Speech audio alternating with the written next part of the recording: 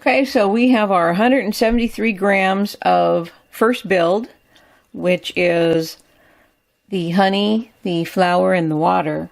And so now we're going to do our second build, and I'm going to be adding 100 grams of water. And I'm going to add 116 grams of flour. And this flour is, I don't know if you can see it here. It's half whole wheat and half bread flour, and I just freshly ground the whole wheat just a few minutes ago. So this is 116 grams of mixed flour.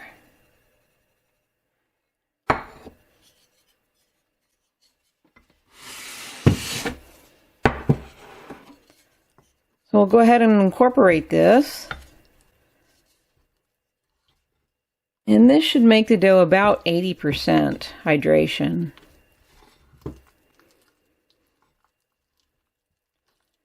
I'm expecting the dough to be warm because when you freshly grind the flour, it's warm. And I'll put it back in my proofer, only this time I'm turning it up to 78 degrees because I took the dough temperature and it was 75.7 degrees Fahrenheit. And I had it set at 76, so it's not warming quite as much as I wanted it to. And I'm not really getting my hands in there because I want to have as much of the dough in there as possible and not stuck all over my hands. So that when I do each build, it has the amount that it's supposed to. That's looking pretty good. I'm definitely going to have to get my hands in on the next build. Okay, let's see if I can get as much dough off of here as possible. It's not quite halfway up the bowl, but just about.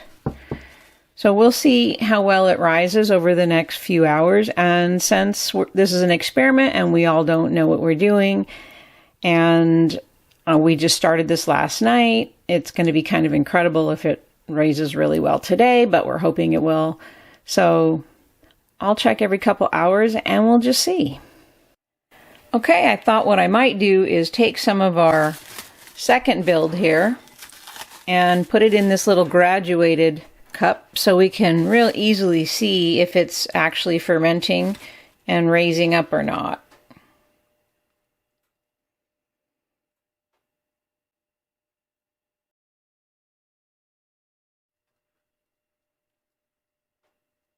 Okay, I've flattened that as much as I could.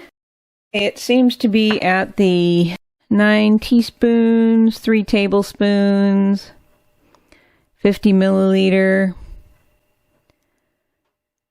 So I'll put that in the Broad and Taylor with the second build that we're doing, and maybe we'll be able to tell more easily if it's fermenting or not. I'm going to put a plastic over this lightly so it doesn't hold in too much heat. And I'll put it back in my Broad and Taylor proofer set at 78 degrees Fahrenheit, and I'll check it every couple of hours.